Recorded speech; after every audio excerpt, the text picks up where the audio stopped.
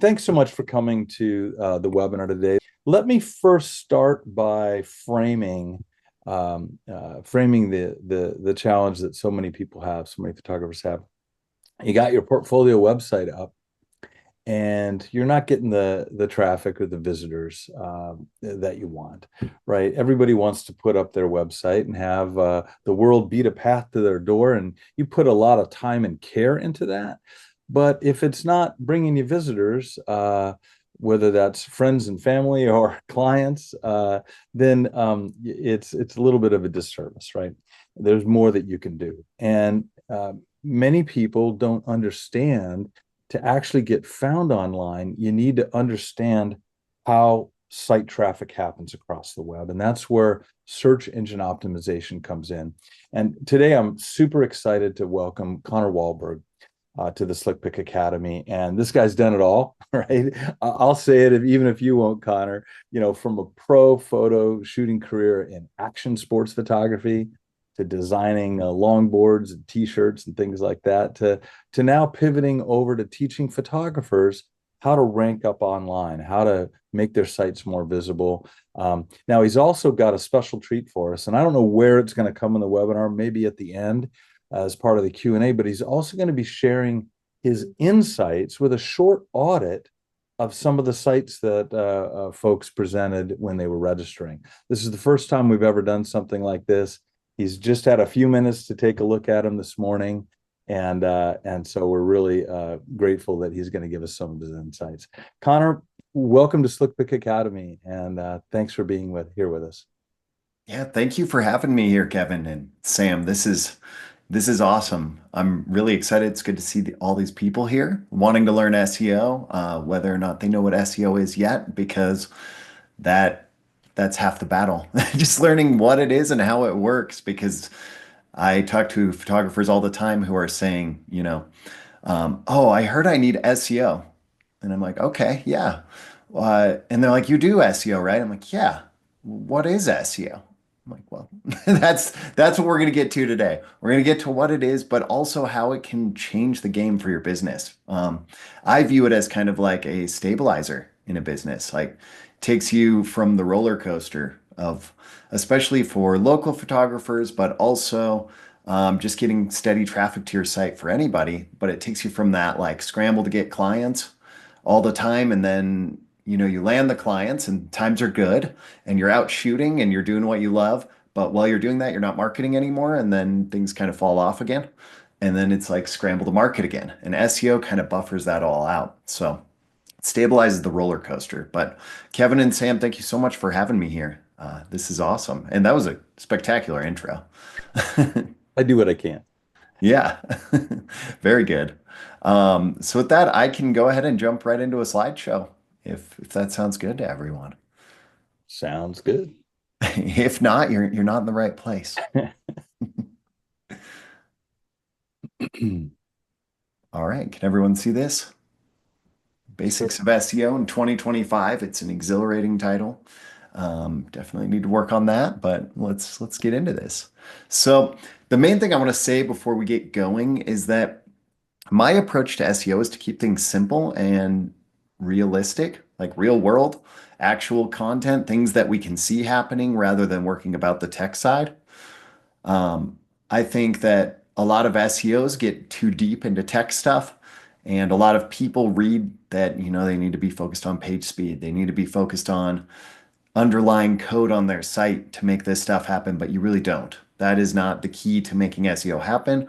Really, most platforms have a pretty good setup under the surface as far as that side goes, some better than others. And really, it's just about what you're telling people on your site, what your content is, and what it's telling Google, and what you tell people. It should be kind of similar, right? A couple quick things I like to say to everybody before any call, really. It's all about taking action, because if we don't take action, absolutely nothing will happen. If we just live in theory, we watch this whole presentation, we feel good that we know about this, and then we go about our normal day and we forget about it, nothing changed. Even just a little action is going to make a difference. And one of the things I love most about SEO is you're building a real asset with your website. And when you really dial in your website and it starts ranking and it's getting better and better, you're constantly refining it, you're only improving the asset. It's only growing. So it's something that you're continuing to improve. So even if you take a little step and it doesn't get you ranking, right, in the next few months, you're working towards it. And that's what's going to make a difference over time. Last, get out of your own way. I have to remind myself of this every day. And I'm sure if you're anything like me, you understand what that would mean. um, SEO is the way to land clients or get sales. Let's say you're selling photos on your website as well, without constantly chasing people down, like one at a time. Just sometimes it can feel like so much work just trying to find people, and SEO does that work for us. And then the other option that a lot of people take is spending their money on advertisements. Now, this can be a great approach as well, but generally you have to spend money and time to make ads work. With SEO, we're just spending time and we're building our site. And earlier in our businesses and or even later, sometimes we have more time than money to be spending, and we don't want to be spending time and money. So that's why I'm a firm believer on the SEO side. It stands for search engine optimization. It's a very fun sounding word, but it's a technical way of saying your website shows up on Google, Bing, different search engines, Perplexity, AI search engines, Google Maps.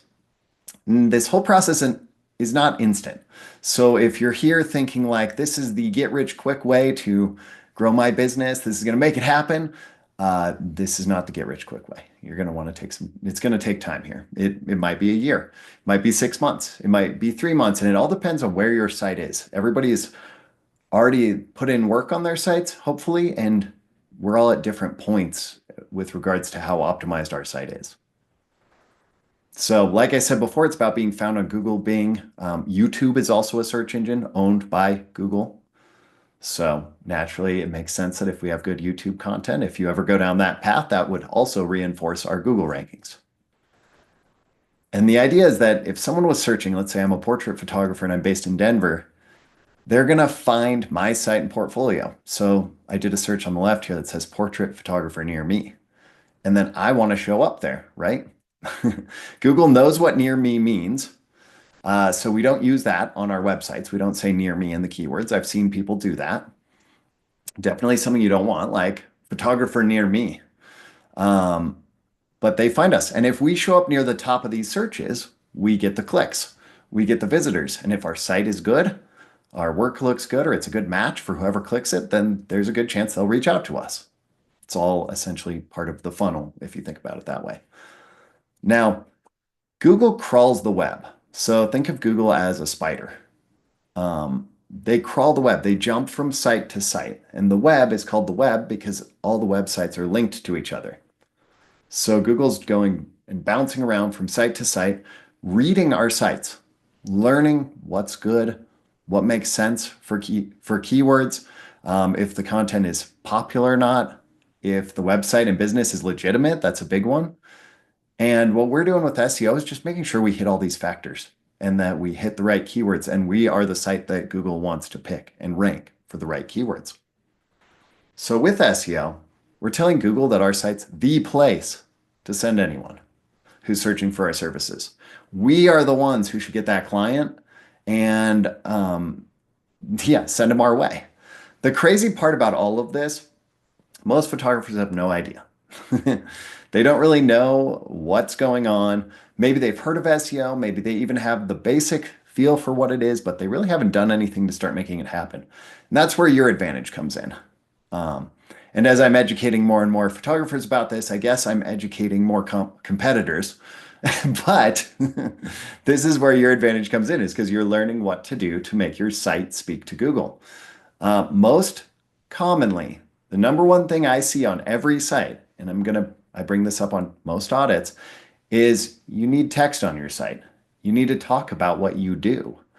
You can have text in your images and the alt tags, in your meta description, all this stuff, but having it display on the site not only helps Google, but this helps the people who want to hire you or want to work with you.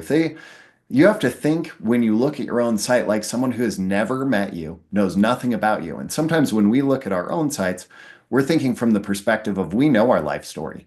We know everything about ourselves. And so we look at it and, oh, our site represents this. But in most cases, it doesn't fill in the blanks. It doesn't answer all the questions. It doesn't address the concerns. It doesn't break down those sales barriers that someone would naturally encounter when they're looking to hire someone. So if someone goes to your site and they can't figure out where you're based or really even what you do, they're going to leave. They're not going to hire you. So SEO, think of Google in the same way. If they go to your site and they can't understand what's going on there, they're not going to rank you for anything. So that's what we're working on. I just wanted to say one of my members in my membership, Amanda, and that's her with her dog, she recently celebrated a fully booked calendar and her most profitable month ever thanks to SEO. So there's other factors. She's been building clients for years, but now SEO is supplementing all that. And, her bookings are through the roof and she's getting fully booked out. That's a pretty awesome thing and an amazing feeling. Now, with SEO, Google considers thousands of ranking factors. You don't need to know all these. But there's things like reviews that you get, what you're saying on your website, who's linking to you, who you're linking to, how you link around your website. If your data matches up across the internet, so what you say, like these are my business hours, if you say that on your site, it should match what Google My Business has. And that should match anywhere else your site is listed because if one of those sites isn't aligned and it says your hours are, you know, 9 to 5 on some sites, and then other sites it says 8 to 4, Google doesn't really know what it trusts. It's going to pick what you've given it specifically, but it's going to lose trust in you. Also, things like having a social account. And when I say active on this slide, it doesn't mean you need to be posting on social daily. Just every once in a while, have a little something go out, whether you made a new blog post, had a great shoot yesterday, here's a photo from it. Simple as that. And I think people overcomplicate the social media side. But although there's all these factors, there's only so many that actually really move the needle. I don't know if you've heard of the 80-20 rule, but if you put in 20% of the effort, you'll get 80% of the results. It's that little 20% does most of the work. And that does not mean you need to learn 200 things, since I say thousands of factors or 400 things. I like to distill this down to 3 main components. And once you understand these, every decision gets rooted back to these and it all makes sense. And of these 3 components, one of them is technical SEO. And I would say that's an area that unless you are a top tier brand like Amazon or something competing around the world, you don't need to worry as much about that component or at all. So there's really only 2 main components to SEO to make this all happen. The first one is the one that everyone avoids. No one wants to talk about, so that's why I'm going to get it out of the way. This is the one that's kind of like it's tough because it's dependent on other people. And I think anytime we have to depend on other people and reaching out to people maybe we don't know or something, that's a lot less comfortable. Whereas the other method, the next part, is what I like to call hiding behind your keyboard. It's where we can stay in our comfort zone and stand at our desk and work and type things out, and we get results from that. And that's definitely much more fun, right? But it's getting links. We need Google to find our sites. So we have to have links from other websites on the internet so that Google finds us and knows we exist. They're crawling the web with their spider. They're trying to rank sites and say, hey, is this site good? Is it not? Now, if you have trusted websites, these are websites that Google already knows of that are relevant. So maybe you are a portrait photographer and you went on a photography blog, an education blog, and you wrote an article about shooting portraits, and that article links back to you as the author. That's a link that's very relevant to what you're doing. Or maybe you're getting linked from a product store or something like that that's relevant to different portrait supplies, something like that. Those are just a couple quick examples. But if it's relevant, it's probably more trustworthy. And if it's a more trustworthy site, then Google passes that trust to us and says, hey, this trustworthy site links to this site. I should probably trust this site too. And it's relevant, which means that this site does what they say they do. They aren't trying to game the system, which people have been doing for a long time with links. So it's all about quality. And yes, ideally we want to get more and more quality links, but starting with just the occasional quality link is going to change the game. Now, links are still important in 2025. Like people will say this is changing. Oh, they don't matter anymore. It's like, well, how is anybody finding you if you have no links? How is Google, why would Google care about your site or trust your site if they have nobody else trustworthy that links to you? But they need to be the right kind of links. So that's what I was talking about with the relevance. And the relevance could be location. It could be like a local blog. Like let's say you're a family photographer and there's a mom blogger in your area that links to you. That's going to be very relevant. Or maybe you're a wedding photographer and you have a venue that you shoot at and you get a link from that venue. Now you have a location relevance factor. And this is also going to help you rank for that location. I had this on here, but if you go to my site and you click on blog, there is a backlink article that goes into this specifically. Okay, I'm going to take a sip of water here.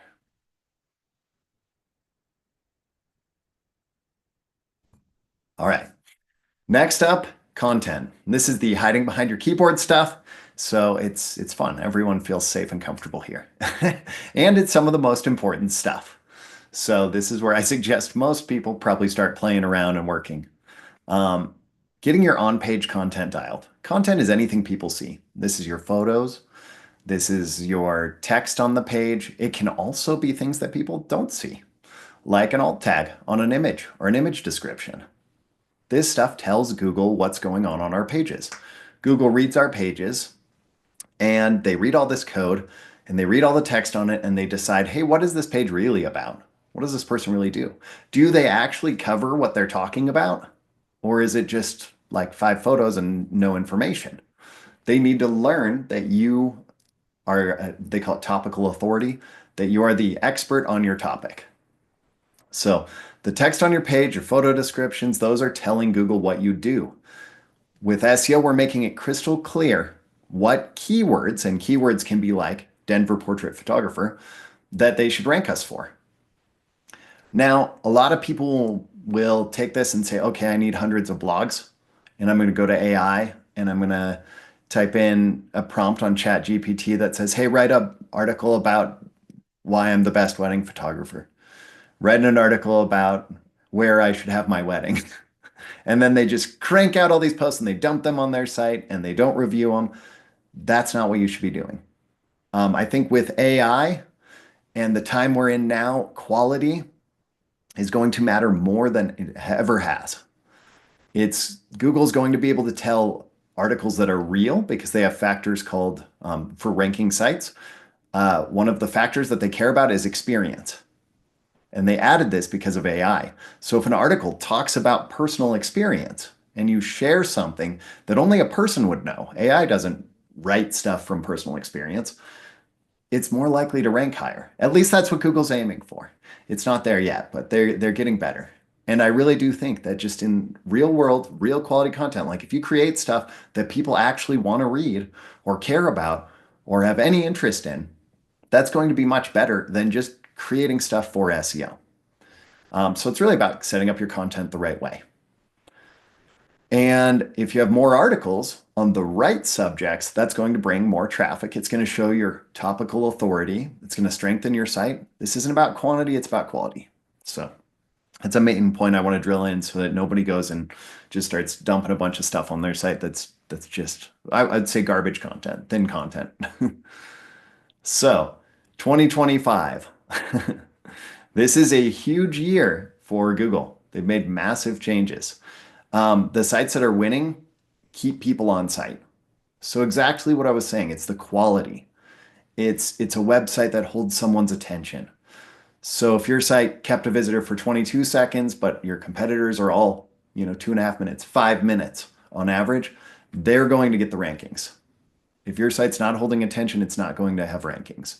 So if your content's thin, if you don't have much for people to do on your site or they can't find answers to their questions, they're going to bounce, which means they leave the site after a page, and they're going to go to a competitor site for their Google search. In addition to this, AI is now changing the way that Google crawls and delivers search results. So with search results, you'll see the AI overview. So if you're writing a lot of content that's like how to do this, how to do that, how to, set your camera up for better portraits, or why you should shoot with your aperture wide open, something like that. Those types of articles, though they can help reinforce your knowledge as a photographer for Google and for visitors, they're not likely to do as well as they used to do because AI is just going to steal the quick bit of information and they're going to write up their little summary based on your article and other articles. And maybe you'll get the click, but most likely not. But with local photography and very specific locations, like if you are a landscape photographer, you have specific shots from a location that stand out, you still have a good shot at showing up in a normal search result. And as a local photographer, you definitely are going to show up because people need options. AI cannot come in and say, hey, this is the photographer for you. It has to give the options and a link to each site, and people are going to click on it and go see the site. So local businesses are still going to crush it, studios, all of that with SEO. So how do we keep visitors on our websites? First off, we make our content engaging. It needs to be interesting. Like people want to read it. It shouldn't be filler, fluff. It shouldn't be there just to be there. Next, we make it about them, not ourselves. Because when somebody is on a website looking for photos that they want or looking to hire a photographer, they want to learn what's in it for them. Like they're there for themselves. They aren't there to hear how great you are. They're there to be like, ah, this is the person that's going to get the result I want. I see. So if you've ever heard of the hero's journey, we are the guide and the visitor to our site is the hero. We're just guiding them towards what they want. And if we start writing our content from this angle, a lot of it is using more U's and less I's, or as simple as that, then people will feel much more engaged. They'll feel like the site is speaking to them. It's about them. They're telling their own story. We aren't telling them our story.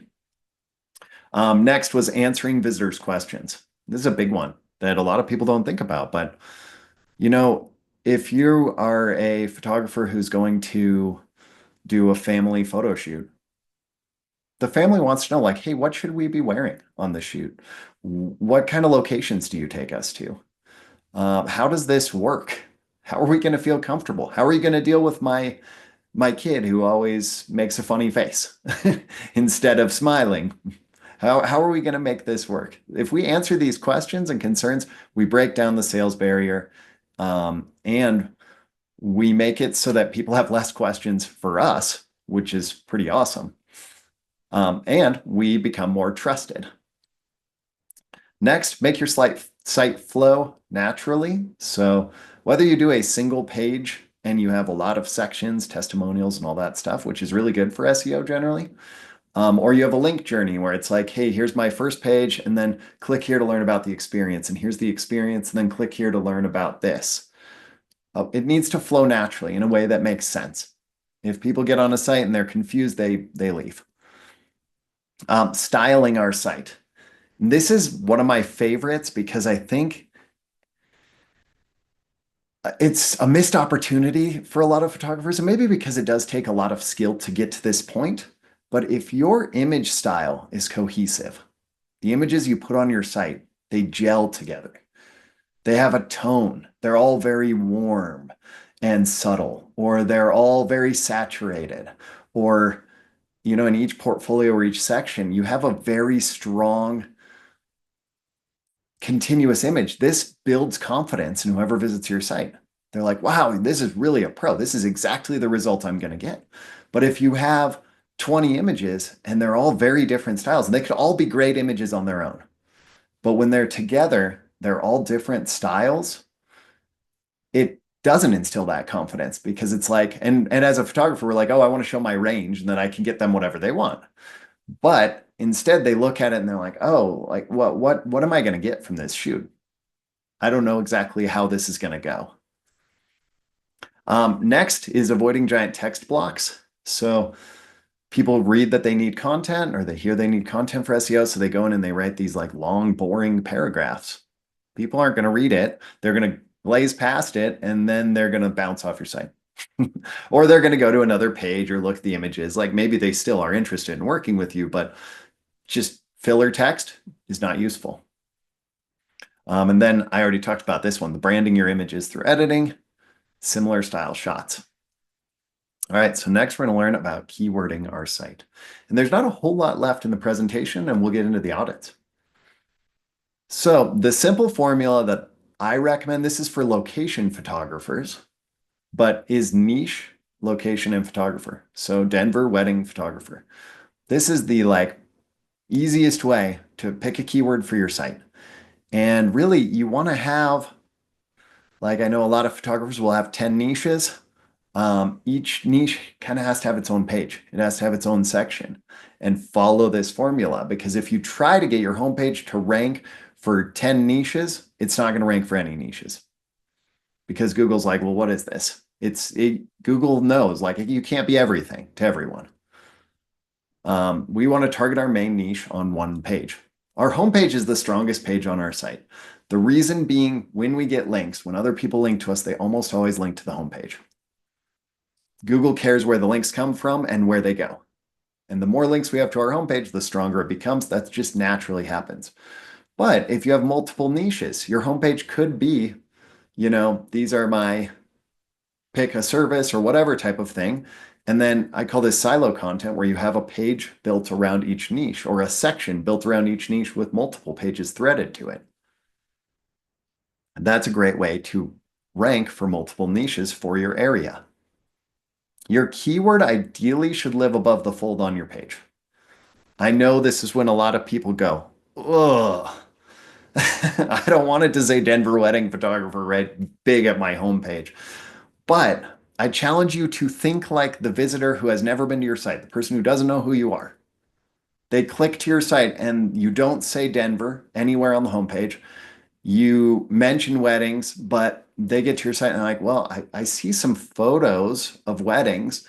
Are they based? Where are they even based? Like, these are just basic questions that people have when they visit your website. In addition, Google looks at something called latent semantic indexing, which sounds super technical. The way we speak is that we don't say the same word every time. So I wouldn't say Denver wedding photographer. I'll be your Denver wedding photographer who, it's like, no, I'll be your wedding photographer in Denver. We'll capture your Denver wedding photos. There's all these variations. And maybe we're even talking about a suburb of Denver. We're talking about different locations around the area. This reinforces it, and Google knows all of these things. It's how the large language models, the AI models work, is they connect all these dots together and they say these are all just different ways of saying kind of the same thing.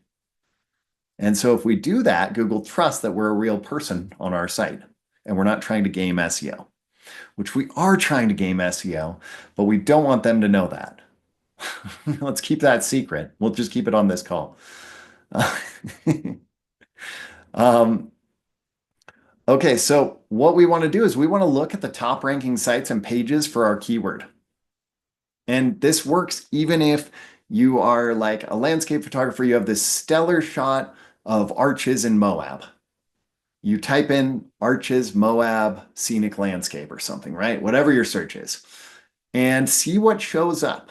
And this is what SEO, where it really happens. We look at the competition, we see what's working, what Google cares about, and we say, hey, I can make my site more like that and do it even better in a different way, right? So we want to look at the top ranking pages and we want to see how's the page set up? How is it styled? What sections are on that page? How are they using the keyword throughout? Is it all over the page or did they really not need to use it that much? Because we don't want to be spammy. And if you use a keyword too many times, that looks really bad to visitors and to Google.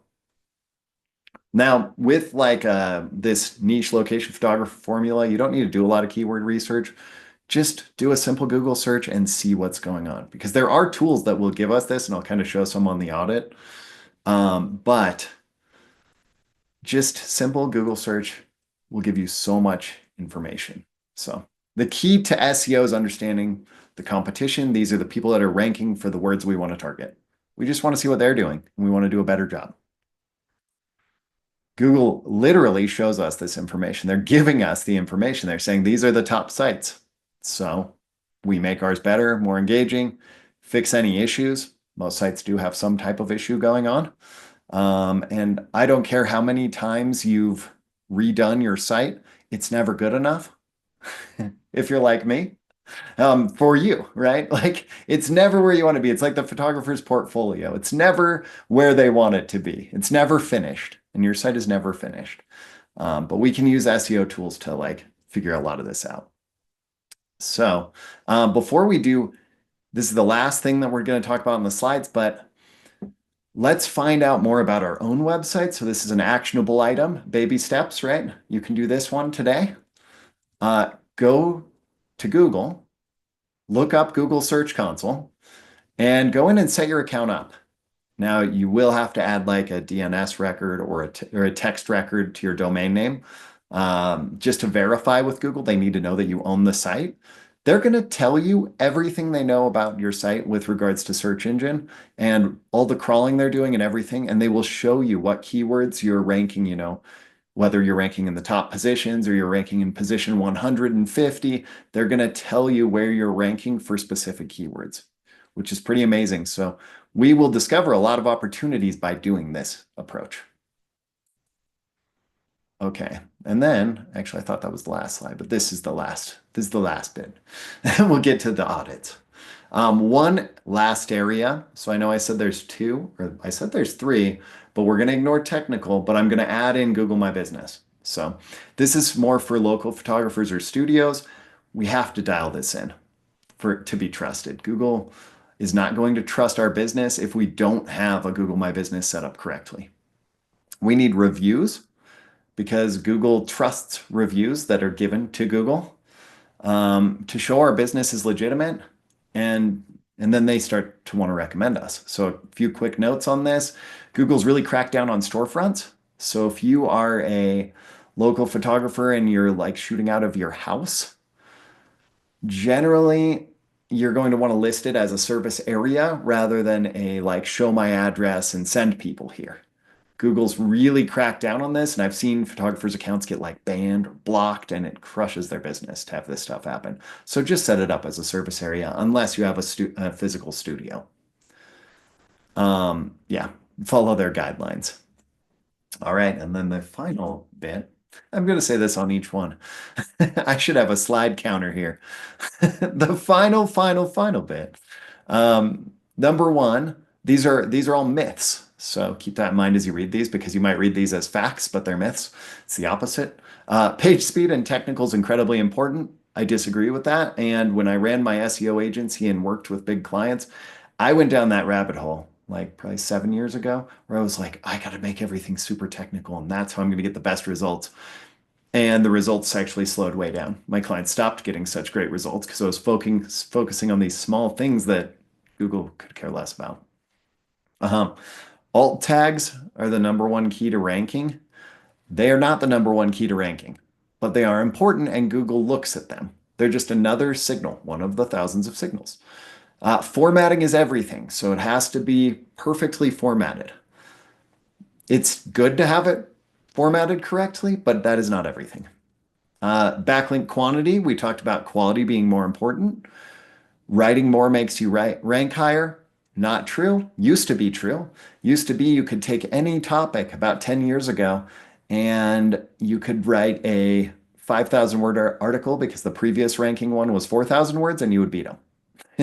It's all it took was writing more, and that just led to a bunch of junk. And I think Google figured that out. Repeat your keywords as much as possible. This went out in like 1998. We don't want to do that. AI will crush SEO. AI will change SEO, but what we're doing here is making sure that we speak to whatever the search engine is, whether it's AI or Google or whatever. So what we do will always matter. The content we create and the stuff we do will always matter, especially for a local business. Blogging doesn't help. I hear that too. Blogging is dead. SEO is dead. I hear these things. Both of those have been claimed for 20 years, and it's still that they're just as relevant as they've ever have been, if not more. Um, Blogging helps Google see where we're based. So if we're writing articles, even if the articles don't rank, but we have articles that show different shoots we do in different parks or different wedding venues or whatever it is, now Google says, oh, they have something here. Oh, they go here too. They go here. Oh, okay. I'm starting to see that I can trust that they say they are where they are. You can only rank if you pay for Google Ads. People have tested this out and come to the conclusion that paying for ads does not increase your ranking positions at all. And that's it. We'll close the slideshow. There we go. I go to the next one and it disappears. Wow, so much info. That's fantastic. Are you planning to take questions now or after the audit? We could do questions now if that works, because I'm sure people have some questions already. And we could do a few after if we wanted to. Okay. If you guys want to pop your questions into the chat, I'll forward them on to Connor. I actually have a couple of questions that I've been sitting on my hands to not to. So, what's the latest behavior when somebody types in a keyword and you come up with the AI overview? Oftentimes you have the map if they're local photographers, then you have some sponsored ads, then you finally get down to the organic searches. Is how what's the latest behavior research on which one of those attracts your average visitor looking for something? So for the most part, the AI overview won't show up for a local search Oh, okay. yet.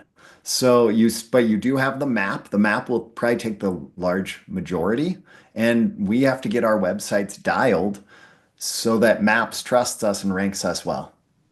They Gotcha. both help each other. So the website helps Maps, Maps helps your website.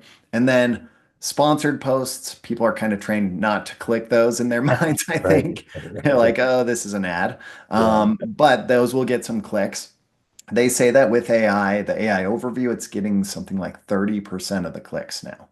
Oh, really? So if it's like a how-to article or something like that, where AI can step in and say, hey, this is the answer you're looking for. So, Um, so the AI overview kind of verifies that if I click on that link, I'm probably going to get a nice detailed answer to my question. Yeah, so people read the overview and then they'll be like, oh, I should click on one of these and check it out. Um, but Okay, it's stealing clicks from the organic results down below. gotcha. Yeah, yeah, yeah. Kathleen's asking if you could briefly touch on what technical SEO is. Yeah. Okay, yeah. Yeah, very briefly, the main one I would talk about is page speed. Okay. That's the one that most people get hung up on, and they spend a lot of time trying to make the code faster on their site. Depending on your platform, you can mess with this. Most platforms you can't tweak it. It's whoever made the platform. They're kind of in charge of how the page speed is. But if you're uploading a lot of large images on your site, that's going to slow it down, and they aren't sizing in the platform correctly. And so a big part of it would apply mostly to people using like WordPress Okay. or something like that, where you can actually go in and you can make these changes, but it's pretty minor what the result will be, unless, of course, your site is taking, 30 seconds to load each time someone Right. clicks on it and you Right. resize your images and now it's faster. Right. There's also things like schema, which is underlying code, and that just tells Google like where you're located, and it's just another place to reinforce your business. Gotcha. Gotcha. Quick question about Google My Business. If clients are rarely local, right? So, guy's Mhm. shooting, he's got a lot of international clients. How do you handle Google My Business there? In that case, I wouldn't really even worry about Google My Business. Okay. Okay. So if you aren't shooting local clients, then it might be another way to attract some people if you need to attract clients. Are you talking about more clients or more people trying to sell photos like prints? No, clients. Oh, okay. So if you have like national clients, Yeah, national, international. yep, then you want to rank for the keyword on a national level, which generally is going to take more backlinks, growing a stronger backlink profile and creating more content that reinforces you as like, hey, this is the go-to person across the whole country. Yeah. But you could rank for different cities by having pages built around Okay. that Okay. keyword as well. Are prices on a website good for SEO? Does that help validation? I would think so. I haven't done any studies to find out for sure if it makes a difference, but I would assume that at least having a price range or some information, because I mean, people want to look at that stuff. Yeah. Most people don't like to They're have this curious. like closed door and then have to call you just to get a feel. Yeah. Um, Yeah. and it can save you time too, right? If somebody's like thinking that you're going to be $500 for your shoot, but it's $5,000 and you spend 30 minutes on the phone with them only to Yeah. find out that they're like, nope, I don't have that budget. To figure that out. Hey, we have a couple people who are using their website to sell images and not their shooting services. Any advice? Any advice on to those people? The main advice would be to essentially for each image that you're selling, create more detail and information, tell a story about how you captured the image, Mm, share facts about the location. Like people want to hear that stuff too when they're looking at the image. Like it's kind of cool to learn this whole backstory and you're going to hit the keywords for that location where that image was taken. gotcha. It can be tougher if like you're shooting macro of some type of flower, but then you're talking about the flower rather than the location. Um, Mhm. SlickPic has an amazing way of doing that with AI. Surprisingly. Um, so there's another question about promoting a specific special, like, hey, this quarter I'm having a deal on headshots in studio. Is that something that you can kind of rank up for in SEO? Is it worth those temporal uh, deals, putting energy around that for SEO? It's not really going to help your SEO because Google takes time to factor things in and decide if it's worthwhile. Because if they Mm, start ranking things right away, I think the algorithm wants to see stuff that's a little seasoned, right, unless until it trusts your site as like the authority, and it needs some time to build that up. Um, hmm yeah. Yeah, and actually, Steve had a quick question that I had written down as well because you talked about time on page being important. Mhm. Are videos important factors in keeping people on your page? I think so. And I think that it is the most underutilized thing for photographers. I talk about this on almost every call that I have where I'm like, set your camera aside while you're shooting, set your phone aside and film yourself while you're shooting. Um, and then do an PTO. audio overlay talking about it or just have some music in the background. But like, people want to work with people they know, like, and trust. And Right, they can kind of get to know, like, and trust you through your photos and stuff, but when you're one image of yourself that you have on your site. But if you have a video, like, oh, wow, you're a real person now. I get it. right, right. And so embedding a video from YouTube on your site is still is considered your site, and it's going to be uh, Yes. viewed by Google. Okay. Yep. Hey, I just want to ask you a couple more questions because I want to make sure we leave time for the audit here. Okay. David asked if he has two different niches, like product photography and headshots. Um, is it better to have a single website and then silo that content off, or to have two different websites? I think I got that. I would have one website. Two is a lot of work to Mhm. manage in general and to try and get both to rank. You can get one site to rank for both. I would lead generally, if you can, make your homepage about one and then Okay. have a second silo page on your site that's for the other. So like, and when I talk to most photographers about this, they at first are like, "Oh, I can't do that. I do both." And I'm like, "Okay, well, which one do you really do? Which one do people ask you about the most? Which one is the one you're getting the most clients from?" And they're like, "Oh, 95% of my work comes from this one." I'm like, "Okay, there's your homepage. There you go. Right. Done. Make the second page and you can start ranking for that other work." Yeah. Yeah. Yeah. So Diego has a question that I think you covered a little bit on, but he's talking about the AI summarizations and asking your opinion on whether people will actually go to a website. In the end, we're just seeing the very beginning of how these search engines Mhm. are incorporating AI into their results. Do you think there'll come a time when 80% of the people will read the overview or whatever and not go to a site? I think it depends on what they're looking for. And I'm sure these overviews are going to change over time to where they start pulling images too. And Right. that's going to kind of change the game. But for a photographer, if they're, yes, if it's a how-to question like, how do I change this mode on my Nikon? It's Yeah. like, well, if I read that, I'm just going to read the AI. I'm not clicking anything. Right. Right. Yeah. Yeah. And the second half of the question was, how can content creators adapt knowing that their site's going to be overviewed in an AI world? Is there any techniques, on the site that makes it uh, makes it better for the AI summary? The main thing to me is making the content as clean and quality as possible. So we're no longer playing the game of making it as long as possible.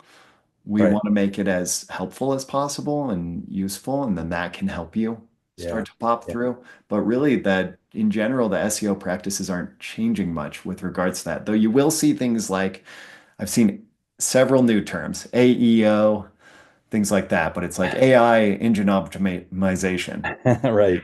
Call it Right. It's like AEO, but it's this. writing your own summary that that the AI will pick up on, maybe instead of Yes. And uh, even Neil Patel, who's one of the biggest guys in SEO, is mm. saying that like, hey, that's just a subset of SEO. It's just a new term. Oh, nice, nice. And yeah. Arturo, you asked about what silo means. Connor, correct me if I'm wrong. That's just separating content. Think of grain silos on a farm, right? You put some grain here and you separate it from another type of grain. So when we Mhm. use the word siloing or content siloing, we just mean it's going in different areas of the So site. like a landing page for each. You could think of it that way too if you know what a landing page is. Yeah, yeah. But it's still part of the main site rather than, dropping the whole header and all that stuff. There you go. Hey Connor, let's roll into the audit here. I know everybody's probably All curious right. about seeing what you got to say. And again, Cool. I should say that we got a lot of websites that people wanted to have you take a look at. I know you picked out two or three. There was nothing up our sleeves here. We just gave him the list of sites, and Connor, I'll let you take it from here. All right. Cool. And I've got notes on these sites that I'll be going through as we work through this. Find that's the easiest way, so I'm not just trying to do it live. All right. So this is the first site, Essence Photo and Film. The main thing I notice, so we go to your homepage, is that there's no real content on the homepage. So it's your most beautiful moments.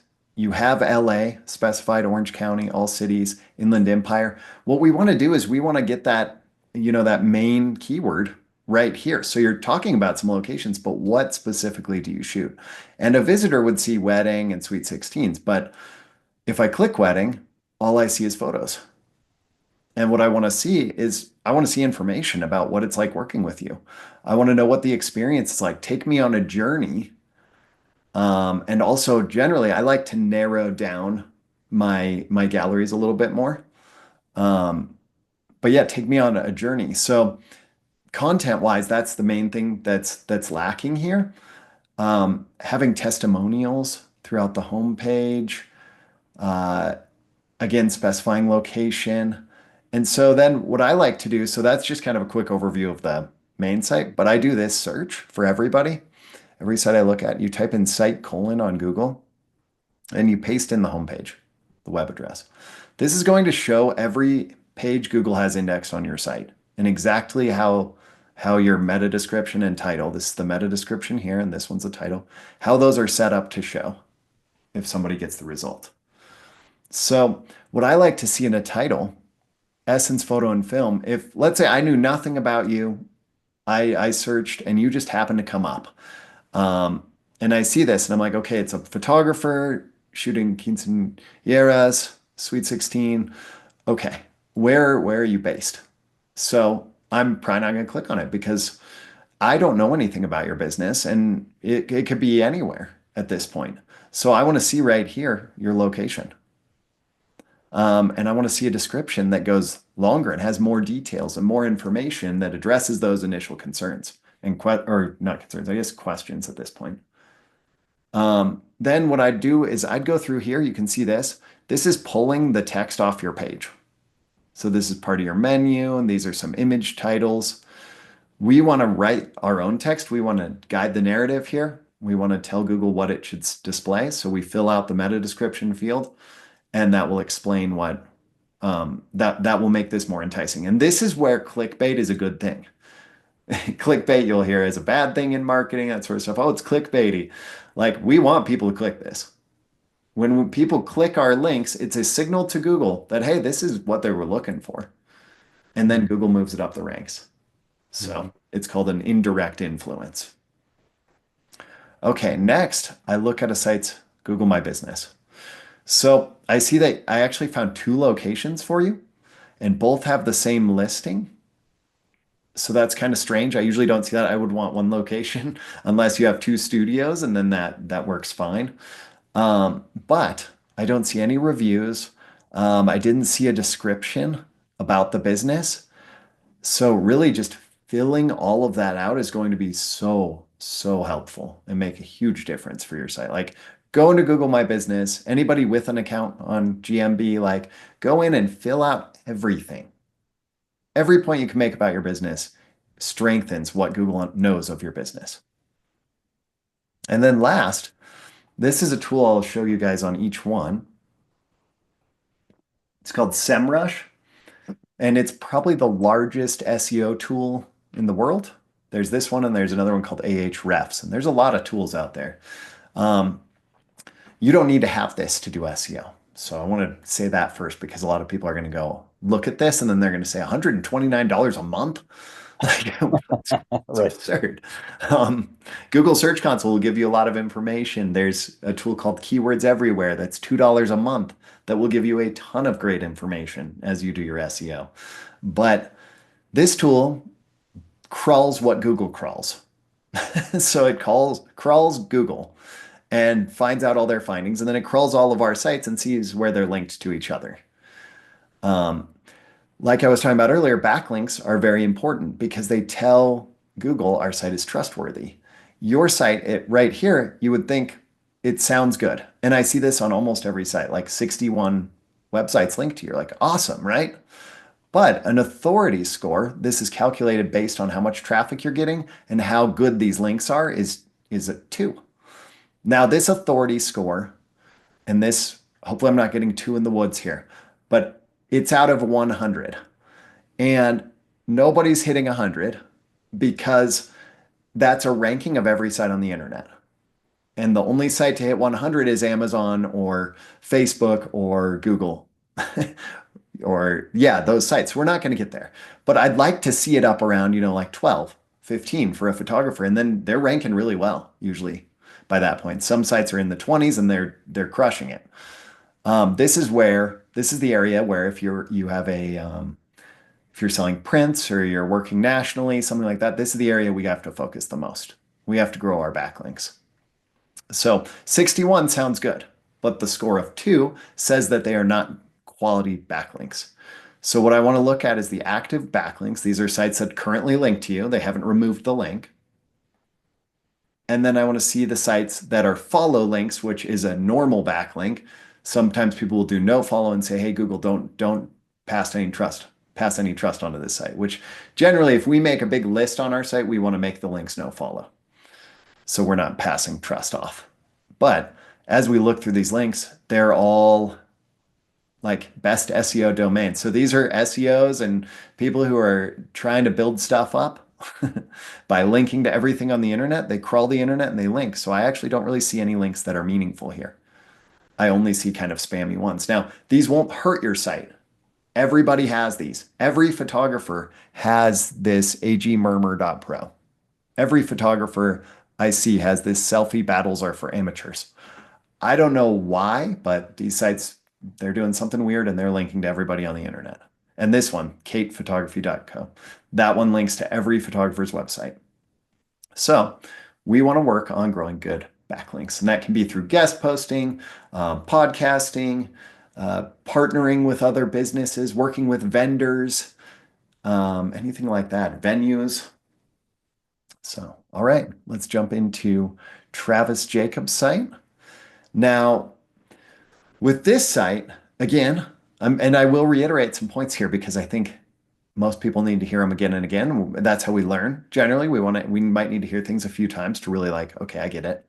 Um, Specify your location on the homepage. So I went through your homepage and I was like, where are you based? And then I found here, after moving from Vegas, I've grown a network in Chattanooga. So it's kind of like Google might actually think that you're based in Vegas. They might try to rank you for Vegas. They might try to rank you for Chattanooga, but it's not really clear. So we want to have that clear right when someone lands on the page. And maybe these bridges are clear and they give away location, but that's not necessarily helping Google. We have to let people know. And then when I go to your services page, this is what I was talking about with multiple services. I scroll down, there's architectural, portraits, real estate, business, and event. And then there's a comment up here, I think. If you don't see a service, reach out because I can do something else. This is where I think we want to dial in a little bit more. And as we're starting as photographers and as we're there's a time definitely for experimenting and offering kind of all the services. But really, what's your favorite type of service once you've done some experimenting? What pick one or two, pick three, make them your main ones. But this is where we could come in and I would like to see a page for each, a separate page. So when I go to services, it would actually just be a drop down, architectural, real estate, pets. And then I click on it, that would take me to the silo page. And the keyword there would be Chattanooga pet photographer, something like that. So now Google knows this whole page is all about this. This is what I do. So we want to niche it down and we want to separate those niches. Your portfolio was the same thing. It was a portfolio of kind of everything. I would want to see separate portfolios within the searches page, services page, so that people can see, or even if you have a portfolio page, see the different portfolios and be able to pick which ones I want to go through rather than everything. Okay. You have prints listed on here. This is just something. So user experience is a big part of SEO. We want people to stay engaged. We want them to stay on site. We want them to understand what's going on. So I clicked prints and it talks about having prints and then it has photos and then there's no details about ordering or buying prints. These are the details that we need. We need everybody to understand. And so, when we make a page, we know all the details and we're like, it's there. Like it all makes sense. But we have to view our page as somebody who's never been there, who knows nothing about us. And then it starts to make sense that, oh, I'm missing something here. I was also going to say writing in general on your site to try and write from the visitor's perspective more than yours. A lot of the writing's more about it's about you and your life and your approach. It's really just your bio is the main thing. Making it cater to them and their needs and what you're going to deliver them, what they're looking for and their concerns, that sort of stuff. Switching it to the you narrative. Okay, we jump over to here was your site. I would want to add location here as well. So people are more likely to click on it if they see the location. And then writing a good write-up for each one. Your homepage says portrait photography. So if that's your main focus, then I would make your homepage all about portrait photography.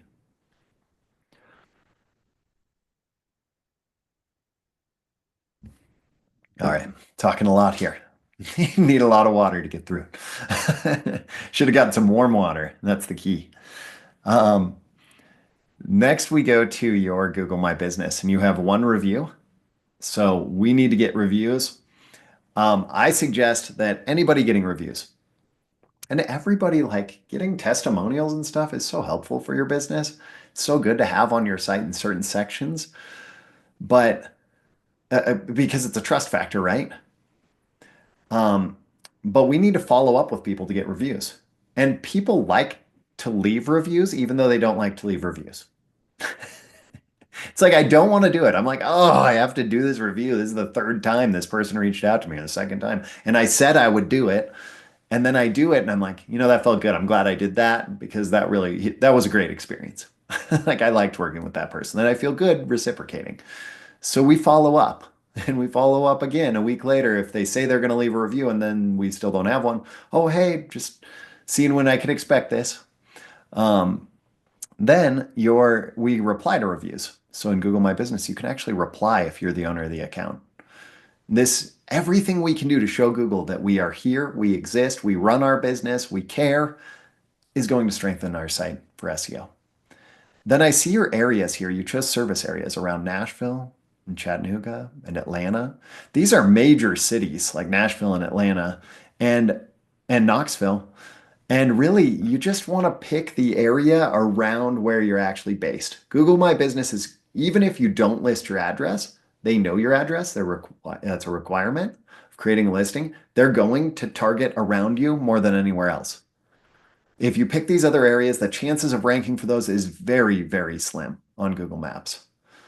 Now, on your site, you could create a page for each location, but that tends to be working less and less, and not nearly as well as it used to.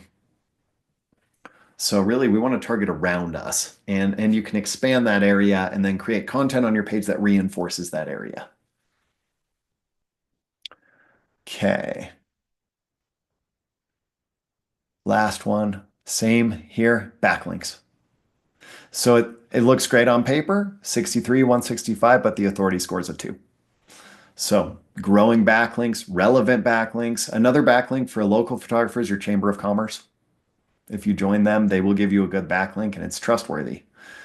This tool also shows me what the top ranking keyword on your site is, or the only keyword, which is your name. Currently, you're in position 33.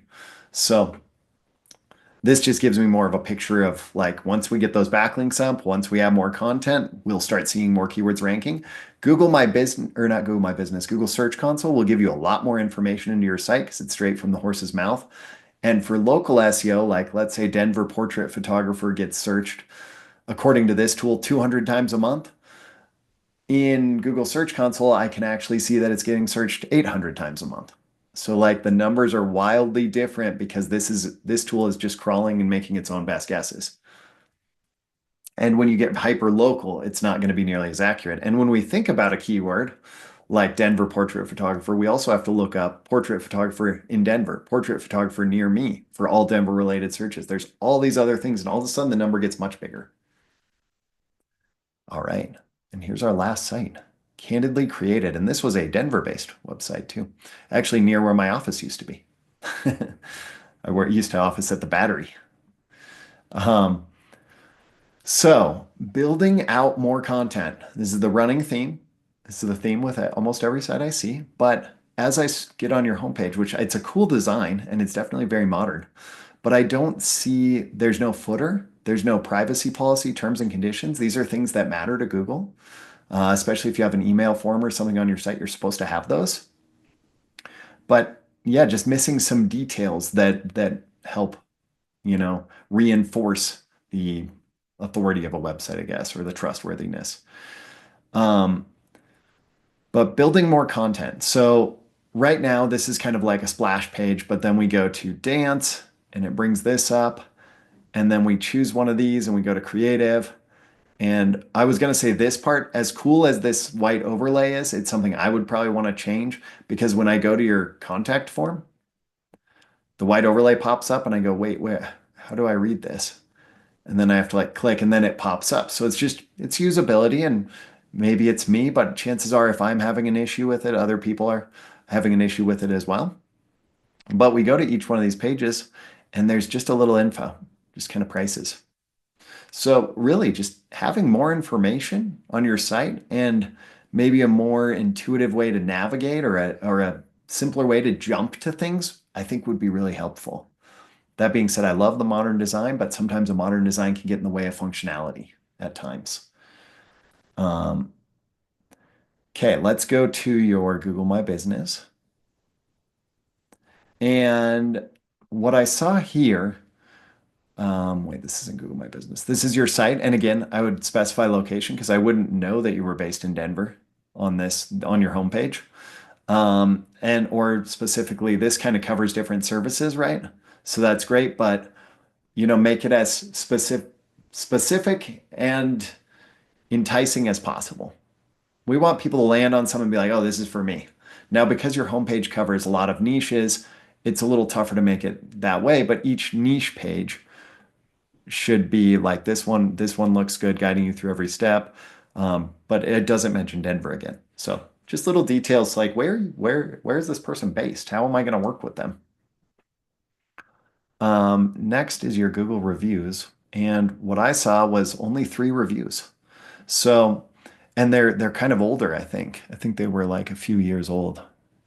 A year ago, 2 years ago, and you got this one person who gave you a bad review, which is a bummer, but you might want to reach out to Google or reach out to them. You can reach out to Google and say, hey, I don't know what this is. This person never actually worked with me or whatever it is. Like, I would definitely reach out to that. But getting more good reviews, like based on the amount of services and the amount of clients it seems like you're working with, and you have a team of multiple photographers and a studio, I would assume there you could get a lot of reviews here. You don't want them all to come in at once to like flood because then Google says, hey, they sent out a promotion or something where they're like, hey, leave a review, I'll send you a $5 gift card. And Google says you can't do that. So let them trickle in over time, but fill those in and start replying to those.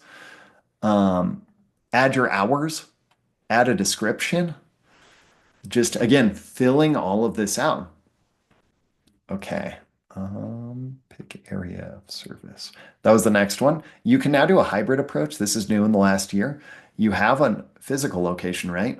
But if you pick an area of service, so Google says up to a 2-hour drive around you. I say go smaller than that if you're in a major city.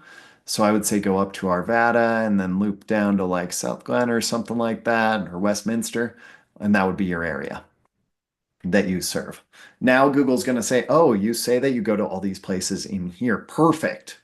I know to recommend you to the person in, Central Park who's searching for what you do. Okay, last but not least here. This is your SEMrush report. And this one, these are the keywords. So this gives you an example of the keywords. You actually have a lot of keywords that you're ranking for, or ranking, it'll show how much traffic you get. If you're near the top 10, you get a lot more traffic. If you're number 1, you get the most traffic from the search. Like this says that this search gets searched 90 times a month, and you're getting 72 visits a month. So that means you're in position 1. You're getting the bulk of the visitors. If you get in those top like 10 positions, or especially the top 3 or 4, you are getting a lot more traffic than anybody else. But you are ranking for things like dance audition photos, ballet audition photos. And some of them are showing up as photos in searches. Position 14 for this one, so it's probably not driving any traffic. But then with this tool, I can see that it's an easy to rank for keyword. So this is why I say go through Google Search Console. Obviously, you might need more help. All of you might need more help with this to understand what this means. But Google Search Console will reveal to us that, hey, there's all these opportunities we actually have that are amazing, that we could just go in and modify some text and target a keyword and it'll start ranking. But with your site, you have a strong authority of 15. So you have good backlinks is what this tool claims. I like to go through and look through them, get my own eyes and see like, hey, are they actually relevant or good backlinks? Because this tool has its own algorithm for deciding if the backlinks are good, and Google has their own algorithm. But it's estimating about 105 search traffic per month. So, and then this is what we start seeing when we start getting traffic, which is pretty cool. That's what we're all doing this for. Yeah. So, and then this is Google Search Console, just to show you guys just a quick little preview. We can see trends for different words. So like on my site, I've been working towards SEO for photographers as my main keyword. Mostly I've been running ads to grow my business for now. because it's the early stages. And I've been putting SEO on the back end to rank that up as well.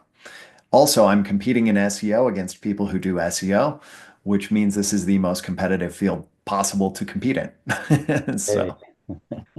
But I can look at a keyword by clicking down here, queries, and then I can exit out of it if I need to change it. So remember that's there when you're looking at these reports. But I can see right here, look, things are starting to change. And now the keyword average position is hitting 56 and it was at 75 a few weeks ago. So I'm Mhm. seeing that the word is trending up. I'm seeing which pages are ranking for it. There's just so much good stuff we can learn here. And if you like to nerd out on data, then SEO is going to be a lot of fun for you. And if you don't like to nerd out on data, you can still have fun and just create content. You can make your site convert better and land more clients and grow your business. And that's fun for everyone. That's great. Wow, what a tour de force we just got, folks. My gosh, from the basics of what is a keyword and you should write quality text to nerding out, like you say, on data. Connor, thanks so much. I did have a couple of Yeah. closing remarks myself. First of all, folks, if you're here still at the end, I wanted to make you aware that the sites Connor reviewed today, as I said, there's no tricks or anything, but actually I lied. There probably was a trick because each site that he reviewed had, I think, the most educational opportunities, the most things that he could point out.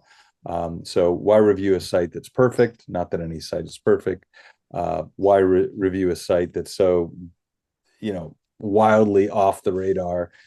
So I thought he picked some really good sites from all different platforms. The other thing, we got a lot more questions than we'd be another hour if we tried to answer all the questions. So what I encourage you to do is leave the questions in the chat. Sam and I will grab those and we'll work with Connor to figure out kind of the best way to get some answers out to you, whether that's in an email or a blog post, or maybe if we ask him really nicely, he'll come back and share some more insights from us.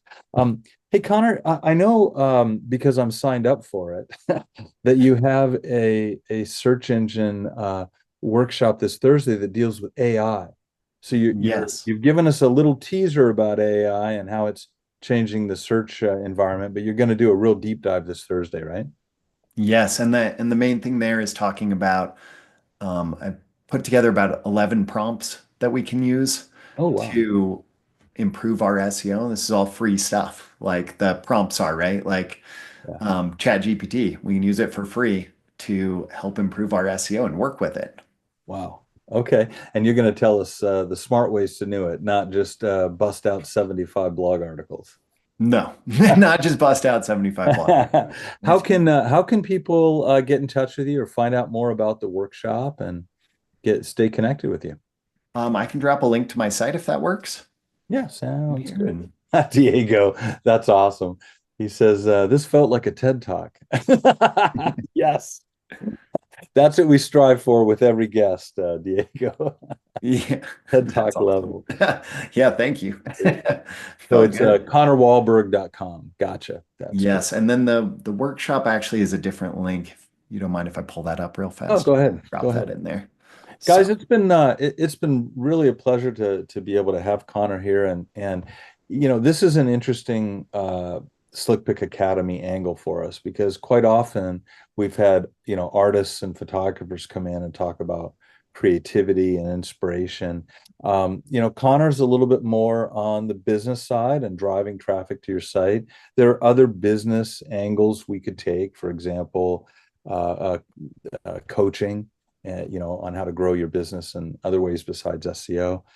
If you guys like this style of content, pop it in the chat here. Let us know whether you'd like us to, continue to have the artists and inspiration guys as well as the business guys. Whether you want us to angle one way or another, we just want as our SlickPick community, we want to serve you as best as we can and meet your needs here. Okay, good. Hey guys, thank you so much for your time and attention. And Connor, any final thoughts from the Denver area for us? I just want to say thank you all for being here, and thank you to Kevin and Sam for hosting me. This has been a lot of fun, and you've all had a lot of great questions. And yeah, I love talking SEO, so Good stuff. this is always a great time for me. Nice, nice. Well, you have a great rest of your day and grab some lunch and sit out on your porch and look at your open space out there in Denver. Thank you. That's great, You great. too. Guys, thanks a lot for your time. Enjoy the rest of your Tuesday wherever you are in the world, and we'll catch you next time on SlickPic Academy.